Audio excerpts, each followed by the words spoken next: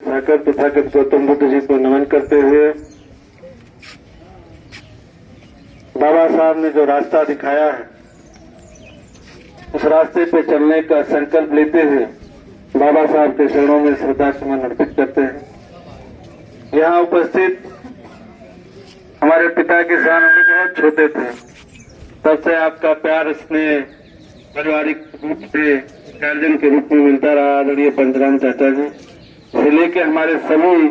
Hostel के senior बड़े भाई आदरणीय चंद्रशेखर भैया से लेकर के आदरणीय अनिल भारती जी तक और हमारे साथ के भी बहुत सारे हॉस्टल के जो साथी हैं और आज जो सुबह 4 बजे से लेकर के जो ये परंपरा चली आ रही है उस अलग को जगाने वाले हमारे सभी नौजवान प्यारे भाइयों और हमारी बहनें, मैं आप सब के प्रति आभार व्यक्त करता हूं कि और आपको धन्यवाद भी देता हूं कि आपने जिस तरीके से जो ये बहुत पहले हॉस्टल से परंपरा पड़ी थी उसको आज भी आप लोग निर्वहन कर रहे हैं, क्योंकि सुबह भोर से ही आप लोग चल रहे हैं। भाषण के बहुत मौके आएंगे, मैं सिर्फ एक बात कह करके और निवेदन करके आपसे अपनी बात समाप्त करूंगा कि अगर आप बाबा साहब को मानते हो, जैसे भी चंद्रशेखर भैया ने कहा कि आप किताब पढ़ो, जब आप पढ़ोगे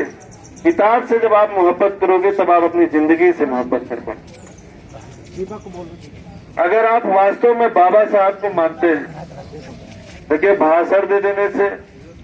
अच्छी अच्छी बातें बोल देने से ये तो कोई बोल सकता है, कोई भी कर सकता है, लेकिन अगर आप बाबा साहब को मानते हो तो उनके बताए हुए रास्तों पे चले, संकल्प लीजिए। बाबा साहब ने कहा मानो मानो एक समान, तो हमारे अंदर भी किसी प्रकार का भेदभाव नहीं होना, हमारी दृष्टि भी एक समान होनी चाहिए। और वो चाहते तो कितना दुनिया का कोई ऐसा सुख नहीं था जिसको नहीं भोग सकता। उस दौर में, जिस दौर में छोटी सी भी सुविधा, सुख सुविधा की कल्पना करना हमारे आपके लिए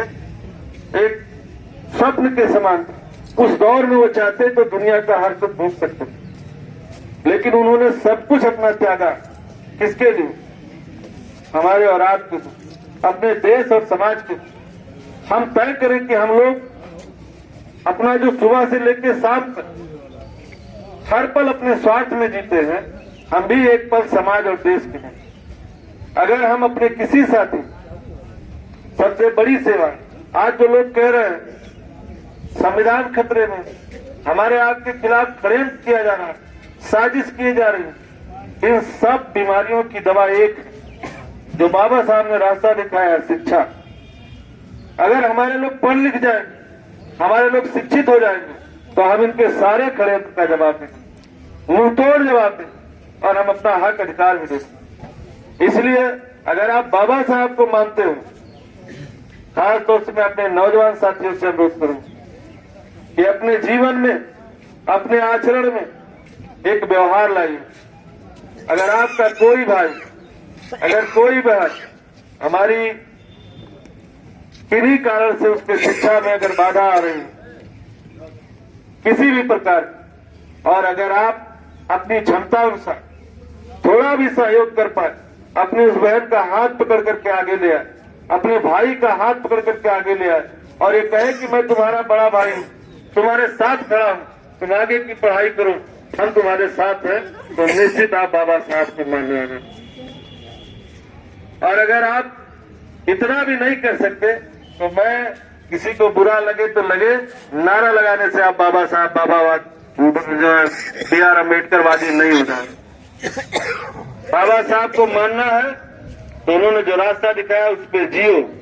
उस पर चलना सीखो। इन्हीं सब बातों के साथ आप सबके प्रति आभार व्यक्त करते हुए, आप सबका अभिनंदन करते हुए, आप सबको इस बात का निमंत्रण भी देता हूं कि जहां भी मेरी जरूरत है,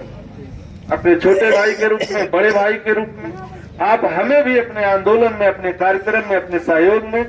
इस तरीके का कोई भी अगर कहीं कार्यक्रम है, किसी भाई बंधु को कहीं जरूरत है उसकी शिक्षा के लिए, पढ़ाई के लिए, दवाई के लिए, तो हमें भी न्योता दीजिए। अपनी पूरी क्षमता के साथ जो भी मेरी हैसियत है आपके साथ आपकी लड़ाई में खड़ा रहूंगा। जय हिंद, जय भारत, जय हिंद।